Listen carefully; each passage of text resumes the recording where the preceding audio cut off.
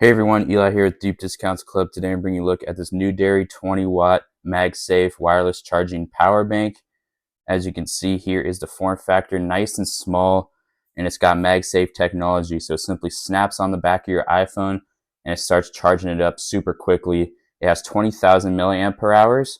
For some perspective, the new iPhone 16 Pro has about 3,500 milliampere hours, so that means this gives your iPhones nearly 6 charges completely before you need to recharge this. So it's really great to keep around in your purse, in your bag. Just keep it in your car and you'll be good to go. You've also got a USB port right here. This provides output. You can also get output through this USB-C port right here, but that is also used to charge the power bank, and it comes with this USB-C to USB-C cable.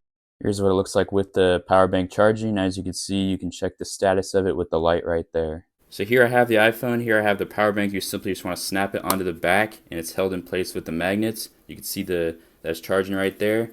Look at that. You could even see the amount of battery life that you have left on the power bank. So overall, I highly recommend this power bank. This is the only one I'm going to use from now on just because of how easy it is to use it. I don't need any extra cables lying around. Thanks for watching.